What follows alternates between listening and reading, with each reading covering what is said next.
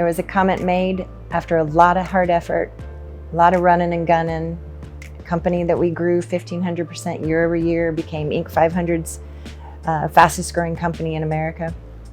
And when somebody came up to us who was of authority, of big power, and literally said to me, I don't know how you guys did it. It's so unbelievable. It's unbreakable. You guys have a cult-like following. And I smiled. I just knew at that moment that we had taken a smaller brand and blew it up to the point of recognition.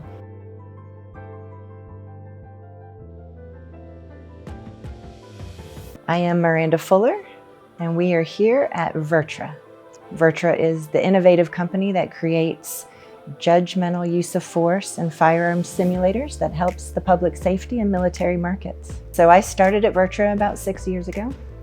As soon as I read the job posting, I was in love. As soon as I went to their website and saw what their mission was and the product was, I was sold. I just knew I had to have that position. And ever since I've been in VirTra, we've grown the company, we've grown the product line. My favorite part is telling the customer story. So it's a public safety simulator, and it allows them to train in so many different scenarios with so many different outcomes that it is comparable to real life. Some of the stories are so overwhelming. They are amazing. They've saved lives using our technology, whether it was their own or the people in their communities. VirTra is an amazing company. I started off as a serial entrepreneur. My life was interesting, being an Air Force brat and traveling around the world, and every 3 years you kind of have to reinvent yourself. And I get into college and have a business professor who has us write a business plan, and he said mine was good enough to go for it. And so I had to go to a bunch of banks and hear no a lot until one bank at age 21 said they'll fund my idea. And that was the beginning of my businesses. It was a tanning salon at the beach, which sounds a little interesting. And the reason for it is I had been sunburned severely many times as a kid.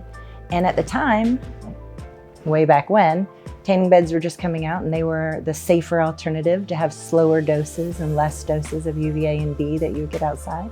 So I kind of took my soapbox and turned it into a business, and it was very successful. So we grew up to 3,000 clients. I had one of the healthiest male and female ratio client base in the tanning industry. We grew triple numbers some years. And interesting enough, this is going to date me, but when the world was crashing during 9/11 and the industries were down and people were losing their houses and people were fearful, there's two industries that skyrocketed. If you look back, it was the lipstick industry and the tanning industry. And we grew almost 1,600% one year. And the reason we all believe, and studies have shown, is that during time of chaos and dismay, people just wanted to, women in particular, just wanted to feel good for a minute and put on their favorite lipstick and maybe go to the tanning salon and take a time out for 10 minutes and feel warm in the incubator, get a little color, and then go back on with their day. So I kept my salon for a while, about 5 years, and then I sold it, and I ended up buying it back before later reselling it. But during those beautiful 10 years, I ended up opening a florist next door. And that was interesting. I knew nothing about flowers, but I quickly learned.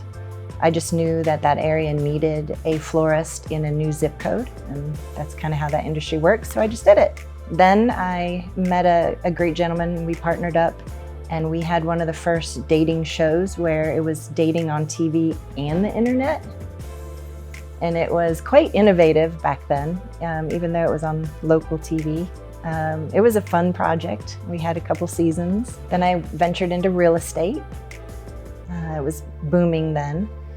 And then that led me to meet a woman, and we came up with a real estate TV show.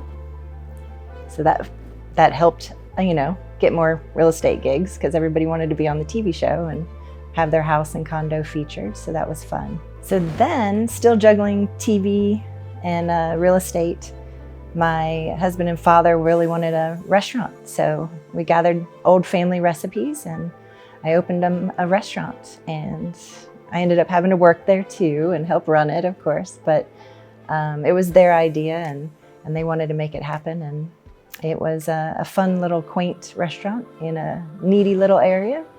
And it would have been amazing had the 2008-2009 crash not happened.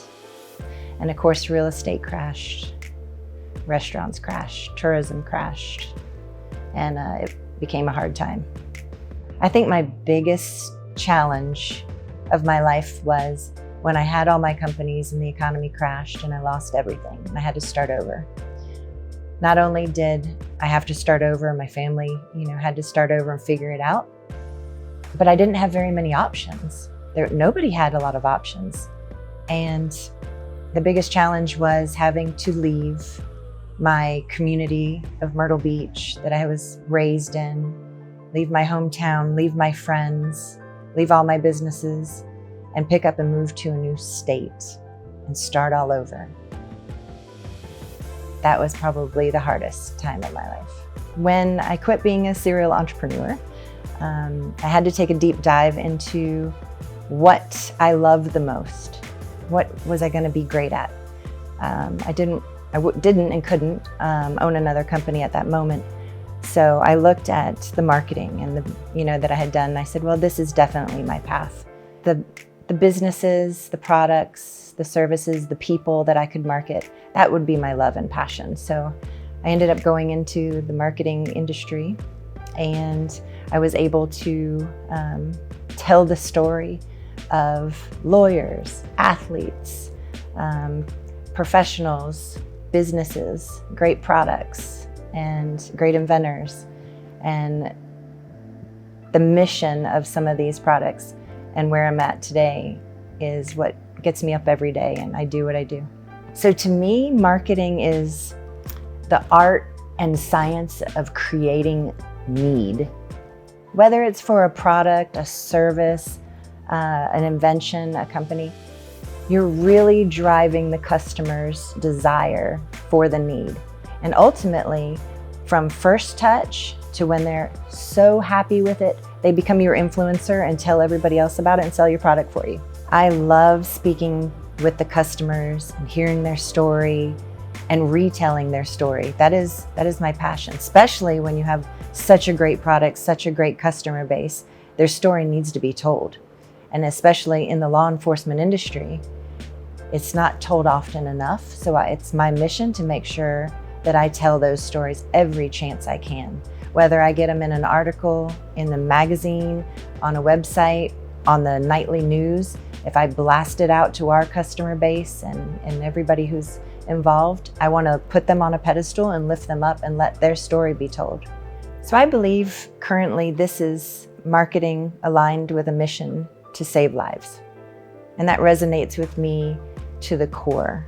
It aligns with my personal values and how I like to live life. So finding a job and a career that aligns so well, it's a match made in heaven. So I now believe in my elder years about some work-life balance. I would say in my 20s and 30s, I had an issue with it. I was definitely career-driven and trying to prove myself in so many different venues. And as I got older, I realized the work-life balance, there's key. I used to feel selfish when I would go to the gym or go get my hair and nails done, or even take a lunch, that I was taking time away from my work or my team who needed me, or my family. So I am a volleyball mom. She's 14, she's amazing. She keeps me going every day, and she surely, hopefully, will appreciate hard work and ethic and everything I've taught her in life since she's my only one. I would give some advice about the perseverance, the hiccups, the hurdles. but also to really learn as much as you can from people around you. Read as many books as you can. Find a mentor who's good to you, who will teach you. People that inspire you, keep them around you. People who lift you up. And that will help you go through anything in life, not just creating a business or your career. But that's the key.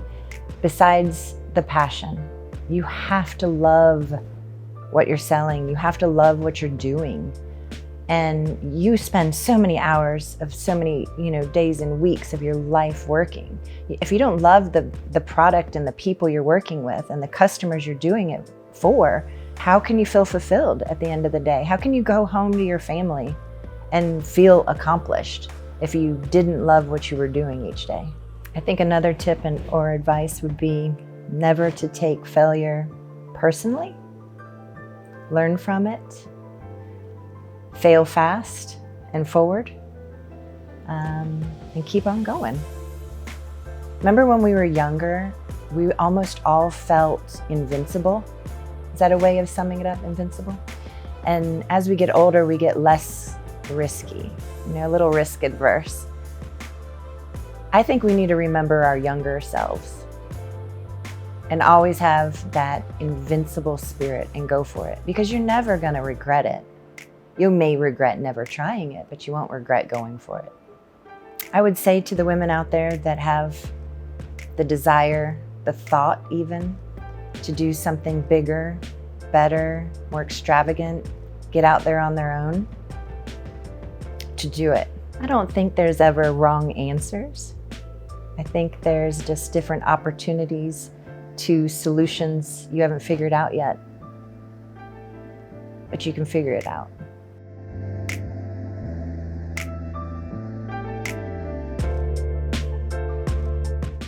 Thanks for watching this episode of Great American Warriors, featuring the women of America who are serving all Americans, both overseas as well as right here at home. Don't forget to subscribe so that you can know when new episodes are released. If you or someone you know is a great American warrior, message us today to be considered for an upcoming episode.